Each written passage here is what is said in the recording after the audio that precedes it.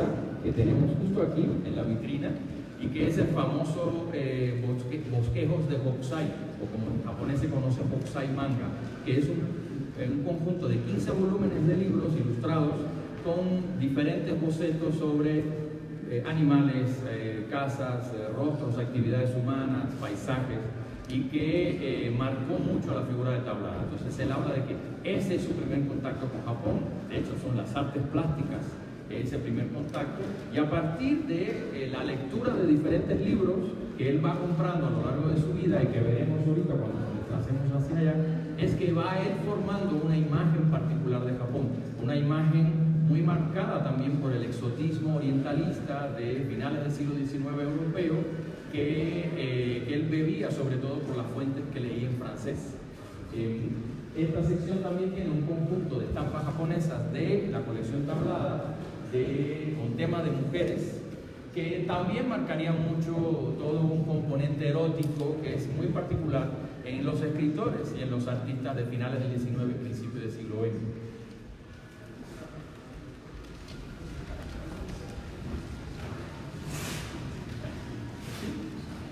Sí, estas tres piezas que tenemos aquí son tres trípticos, excelentes ejemplos de la estampa japonesa ukiyo-e.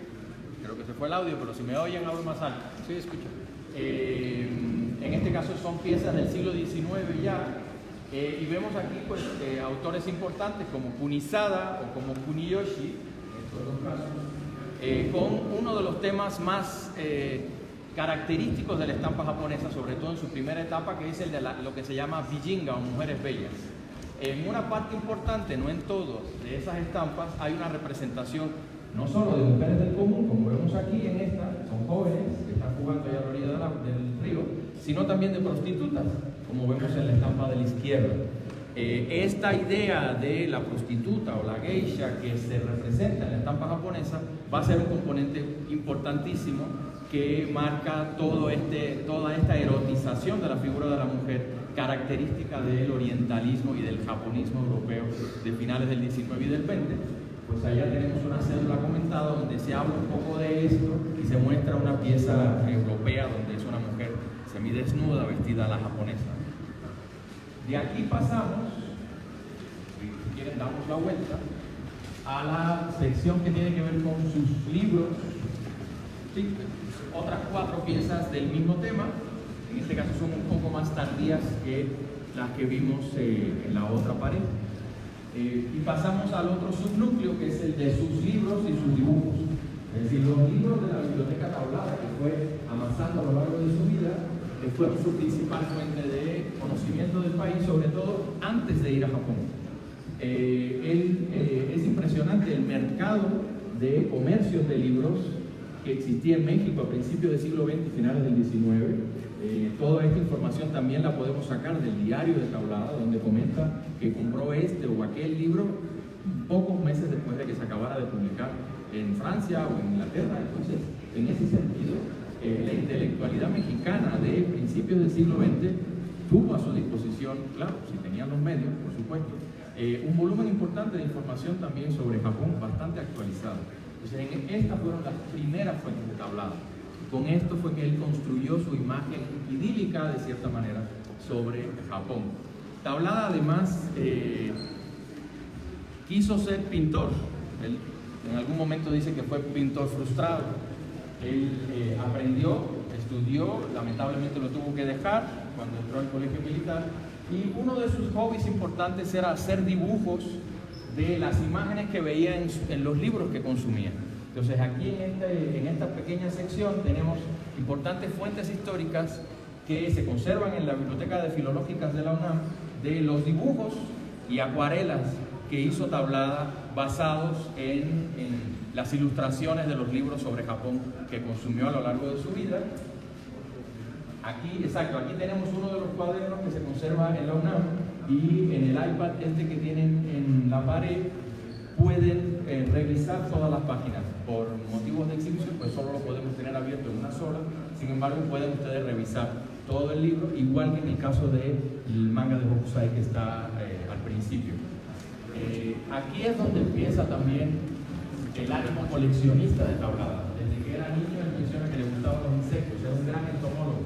y empezó también una pequeña colección de insectos que igualmente él retrata en sus dibujos, como vemos en la pieza de la izquierda.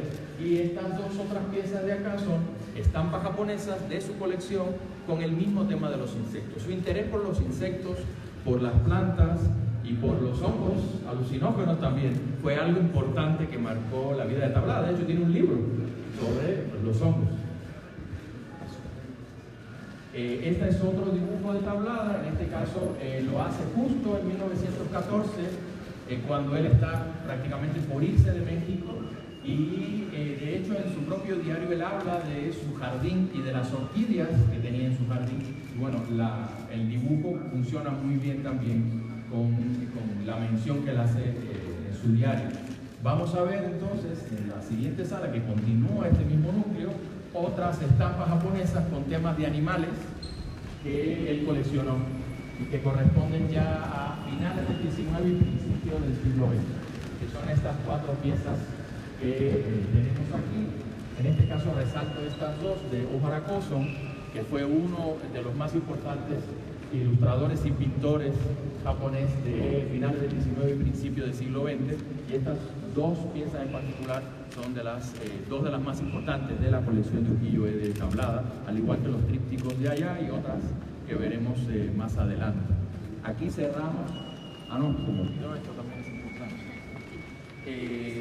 Justo, aunque esto es un poco más, se fue también el audio de aquí, un poco más tardío, esto es posterior a su viaje a Japón, que sería el siguiente núcleo. Aquí tenemos igualmente mostrándose por primera vez el manuscrito de su primer libro de haiku. Recordemos que Tablada es el que introduce el haiku al español. Este es el manuscrito de su primer libro de haiku, un día donde vemos que además de los poemas, las ilustraciones, las viñetas están también hechas por el propio Tablada. Y aquí vemos la versión impresa de un día, ya publicada en el 19. Igualmente otro dibujo que a pesar de que no se menciona en él, creemos que lo hizo Tablada en Japón.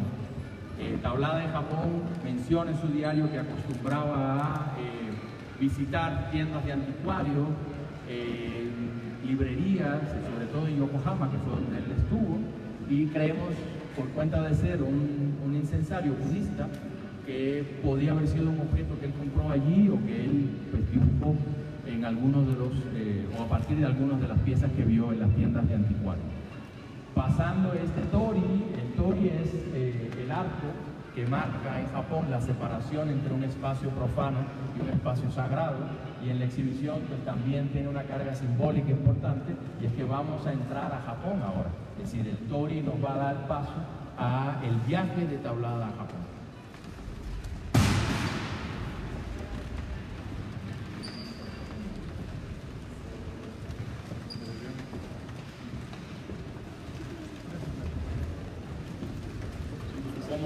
Como seguramente muchos saben, el viaje que hizo Tablada a Japón de julio a diciembre de 1900 fue un tema de gran debate durante muchos años. Había personas que afirmaban de que sí había ido, que tenían pruebas que había ido, otros tantos que no. La realidad es que ya después de la segunda mitad del siglo XX no habían pruebas concretas del viaje a Japón. Se conservaban las crónicas, aquí a mi izquierda, que hizo Tablada en El País del Sol y que publicó primero en la revista Moderna y que después se convirtieron en un libro que la reunió, pero más allá de eso, pues no habían otras pruebas contundentes. Habían acuarelas, que aquí las tenemos, que se conservan en la UNAM hoy, que hizo él en San Francisco, en el jardín japonés, o en el barrio en donde supuestamente vivió en Yokohama. Sin embargo, ninguna de ellas era una prueba contundente a nivel documental de su estancia en Japón. De hecho, pues, la reedición última en El País del Sol, que se hizo en la UNAM por el investigador Rueda de la Serna, ya fallecido, asevera de que Tablada nunca estuvo en Japón. Sin embargo, como Miguel ya anunció, en el año 2014 el investigador Martin Camps descubre, no en Japón, sino en los registros migratorios norteamericanos de San Francisco, esto que vemos aquí en una pequeña reproducción, que es la lista de entrada del barco América Maru del 22 de diciembre de 1900, donde el pasajero 21 es justamente, ahorita lo van a poder ver, José Juan Tablada, dice aquí, 29 años, escritor mexicano, y que pues pasa de San Francisco a México. Entonces tenemos la primera prueba documental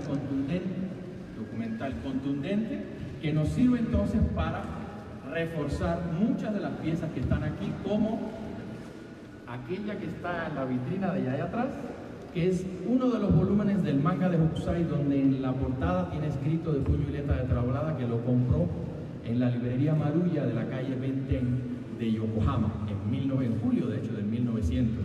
Ese era otro que también se afirmaba de que a lo mejor eso lo había inventado y esa librería no existía. Como trabajo de investigación para esta exhibición, se consiguió ahí en la pared, en otra celda documentada, una publicidad de época, de que está en los archivos históricos de Yokohama, de que en la librería Maruya existió exactamente en la calle Benten de la ciudad de Yokohama. Entonces, lo que queremos también es pues contribuir al descubrimiento de Martin Kamps, sumando otras pruebas que sirven para reforzar el viaje que hizo Tablada a Japón. Y junto con esto, pues también van a haber bocetos de las ilustraciones que él incluía en la revista Moderna. Para terminar este núcleo, tenemos una serie de estampas ukiyo-e, como esas dos y esta que está acá, que son de la colección Tablada y que muestran el Japón que Tablada vio. Ese Japón que era muy diferente de aquel que él se construyó en su imaginación y que vimos en el primer núcleo. Es un Japón que, como vemos acá, está abocado a un proceso de modernización, de reconstrucción burocrática, tecnológica, etcétera, etcétera, y en el que además no solo vamos a ver un emperador vestido a la occidental, sino también el ferrocarril que iba de Yokohama a Tokio y que Tablada también menciona en su diario que él montó una vez en uno de sus viajes a Tokio. Aquí tenemos un libro de acordeón que se llama así por la manera en que está montado y que reúne una serie de estampas del teatro kabuki y programas de mano del teatro kabuki y que también sirve muy bien para ilustrar ese Japón que Tablada vio, ya que él en una de sus crónicas habla de que estuvo en el teatro kabuki de Yokohama y vio una obra. Parte también de las teorías de que no había estado era de que se inventó la obra. Afortunadamente Tablada conservaba un croquis del programa de mano parecido a ese, de esa obra de teatro kabuki, que él decía que se trataba de una mujer gato. Pudimos también, como resultado de esta exhibición, encontrar una prueba de que realmente la obra, que se llamaba La extraña historia del gato fantasma, se llevó a escena el día 18 de noviembre de 1900, coincide con la estancia de Tablada en Japón, que además partía de un libro ilustrado que se había publicado antes. Sí.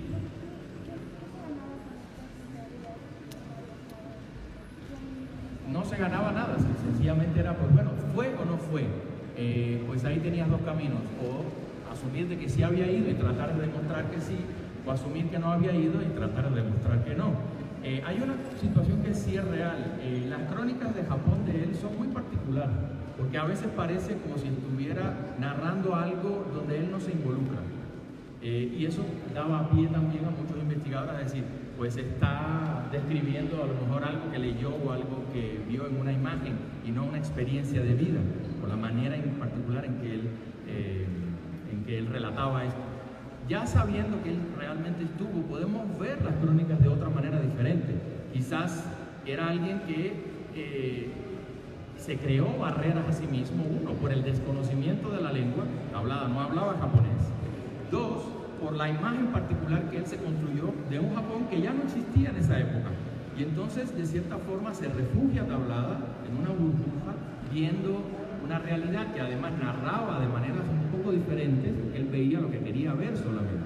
Y él lo menciona, cuando él pasa por los barrios pobres de Tokio, o en las zonas industriales, decía, es como que este Japón no es el que yo me imagino, no es el que quiero ver, prefiero refugiarme en el arte, en ese Japón del arte. Entonces, pues bueno, fueron también sus propias contradicciones y su incapacidad quizás de socializar más estando en Japón. ¿Y hay evidencia fotográfica? No. Las únicas evidencias que hasta ahora, bueno, no, hasta ahora, las únicas evidencias que hemos podido algunas son estas que tenemos aquí en la exhibición. Pasamos a el antepenúltimo núcleo, que es muy pequeño, que es el caso de Utagawa Hiroshige. Como Miguel mencionó en su presentación de hace un rato, Utagawa Hiroshige fue uno de los más importantes ilustradores japoneses de primera mitad del siglo XIX. Y Tablada se sentía heredero de los Goncourt y por lo tanto él publica en 1914 en su libro sobre Hiroshige, que realmente es el primer libro sobre un artista japonés que se escribe en español. Es un libro que él no lo piensa como un libro académico. Tablada no era un académico.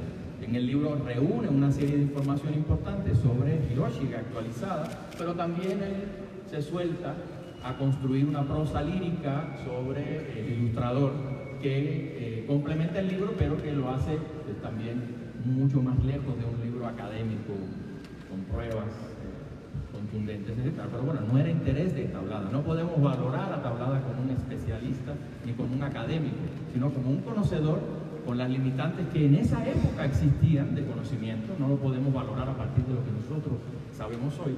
Y por lo tanto también de su labor como promotor.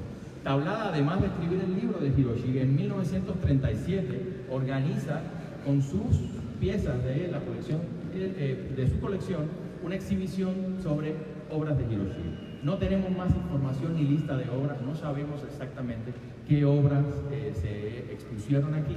Sin embargo, hemos querido mostrar, ven allá atrás, todas, una serie de piezas de Hiroshige de la colección Tablada que se conserva hoy en la Biblioteca Nacional, de los paisajes de Hiroshige.